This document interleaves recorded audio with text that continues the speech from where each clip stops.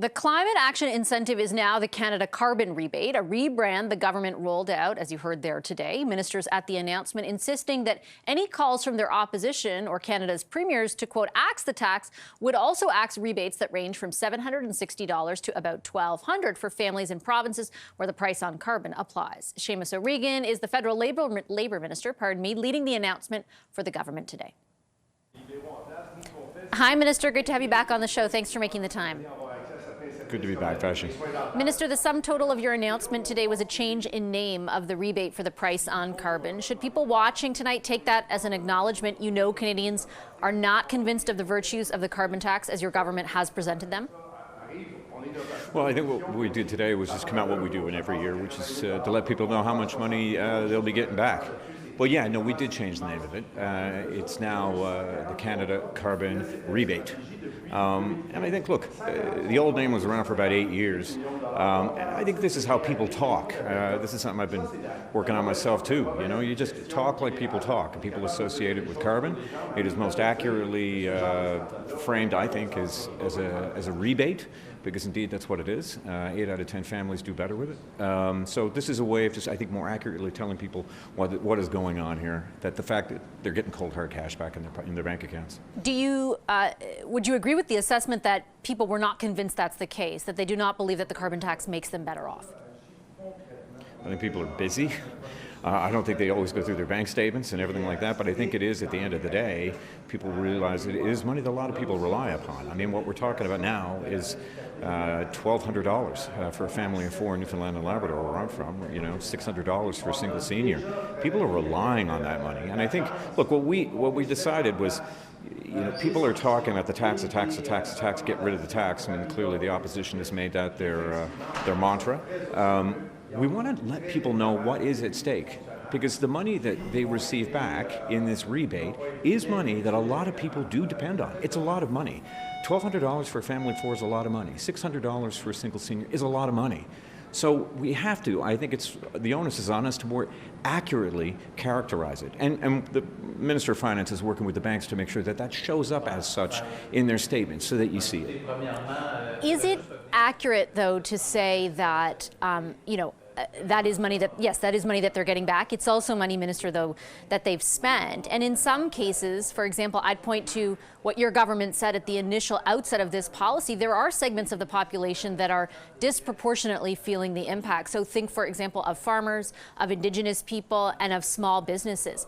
10% of what you took in was supposed to go back to those populations, and it simply hasn't since the program started. Why not?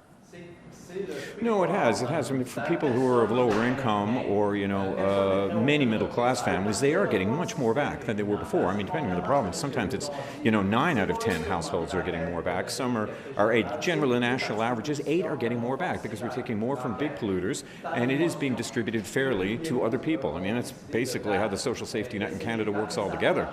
So, you know, we've applied the same principle here. It is working. People are getting money back in their bank accounts. You know, look, we got to, I think, you know, let people know that. I think that's really important. Everybody's busy. I'm busy. Everybody's got stuff to do. But my job, and the job of many of us, is to make sure that people understand where their taxpayer dollars are going or where their money is going when they pay into something like a price on pollution. And when we, in effect, make a promise that it will go back to them, 8 out of 10 families are getting more back. I think, you know, the onus is on us to make sure that we get that message across. I have 2 things to sort of unpack and parse apart there and just respectfully challenge you. First of all, when you say 8 out of 10 families are getting back more than they have paid in.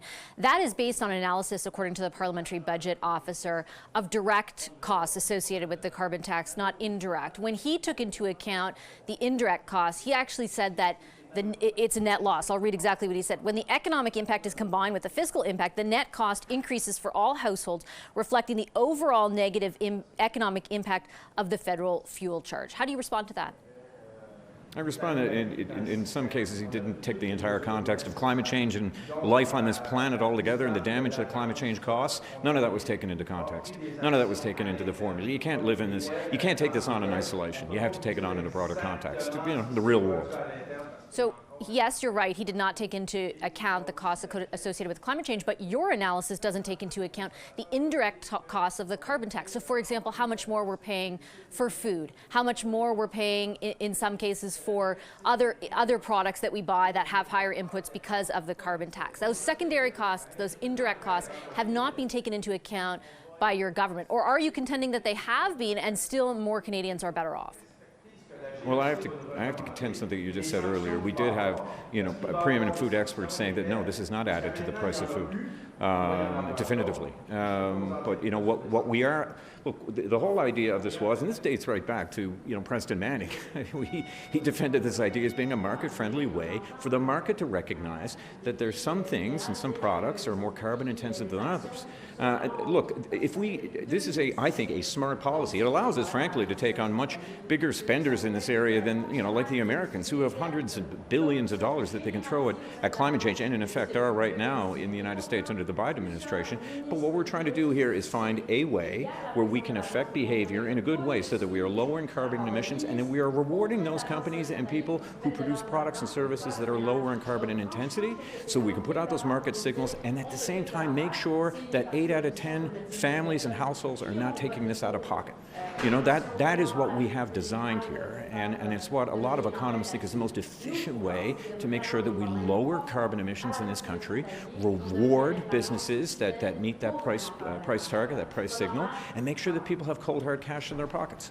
Again, though, when you talk about the effectiveness of this policy, the Commissioner of the Environment and Sustainable Development in the Auditor General's office flagged just 3 months ago that this policy, along with 95% of the other policies that make up the suite of your climate policy, hasn't even spelled out the degree to which you expect to reduce carbon emissions. So you haven't articulated to what degree do you expect the carbon price to reduce emissions. You're saying tonight that it's the most effective way to do so, but you haven't spelled out by how much it will. Yeah, and I think perhaps we'll do a better job of that as the years progress. I mean, look, this is geared towards lowering emissions by using market tools to do so, rather than what we'd always done, before then, which is kind of throw things against a wall with the best of intentions and seeing what would work. This harnesses the market. This puts a price signal on and puts a price on pollution, and this rewards people who get, look, because everybody in a province gets the same check back, so that if you were spending money on things that are not does not have a higher price on pollution, you get the same amount of money back, which means that you save more money. This is something that, look, it's something that we have to make sure that people do, that we do our best to make sure that people understand, because it is so important. It's not just integral to, I think, fundamentally our environmental policy, but also our fiscal policy and also, frankly, our competitiveness. Because if we can reward those businesses and those companies that are out there and doing the right thing and affecting a price on pollution and doing their best to keep that low, and in turn consumers are buying those products, that is how we keep Canadians competitive. But respectfully, Minister, your government has yet to show that's what's happening, or that is actually proof, that there is proof that it has happened. You're just saying, trust us. And overwhelmingly, polls are showing that people don't. Yeah, and I think that's why we got to get out there and make sure that people understand, first of all, that this is cold hard cash that you're getting in your pockets. That 8 out of 10 families are doing better as a result. So we got to make sure that we're putting out there what is an actual fact, right? And so calling something, I know this is simple, calling something a slightly different name than it was before, but it is a more accurate name. And we want people to understand that what we are trying to do here puts Canada in a very good place competitively. It'll also help us lower emissions, which we, frankly, as an energy leader in the world, have to do. I want to pick up on the point you're making about businesses being better off, because I did start off earlier in the interview asking you about the portion of revenues that your government had promised to return to small business, Indigenous groups, and farmers. And I particularly want to look at small business and Indigenous people, because there is, according to your own website, $2.5 billion that is supposed to be redistributed to those groups, but has yet to be. There was about $60 million early on the program that you had 2 mechanisms through which that money was going to go through. The programs ended up being scrapped, so only $60 million has been handed out. Those small businesses tonight are saying to your government, we aren't better off. In fact, we're much worse off. When will that money go back to them? I know that Minister Guilbeault is talking to those businesses and he's working with them now on that. So I expect something, he'll get back to them, or if he's not speaking to them right now, he'll be speaking to them very soon about getting them those answers. So you do anticipate that $2.5 billion will be dispersed quickly? And what message does it send that it hasn't been yet for years? I just know that Minister Guilbeault is on the case, so I'll leave that with him. Okay, speaking of Minister Guilbeault, just before we go, Minister O'Regan, I wanted to ask you about comments that he made this week that are drawing a lot of reaction this evening, and ask you to clarify the position of your government. He told the Montreal audience that your government will stop investing in new road infrastructure, and today said he meant to say Ottawa won't fund, quote, large road projects. Is it the position of your government that you will not fund things like ring roads in Alberta or Highway 413 in Ontario? No.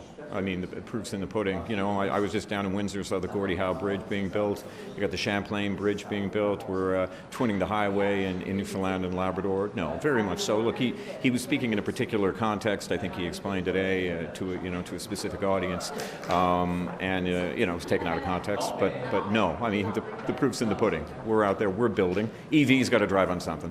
Yeah, just to be clear, though, because you say he was speaking to a particular audience, but he made some very general comments. He says that there will be no more envelopes from the federal government to enlarge the road network. He did not say in Quebec. Even today, when he was walking back those comments, he said, oh, I meant more specific. I should have been more specific. I meant large projects. That's not a, oh, we will still keep funding. You're saying something very different from what he said.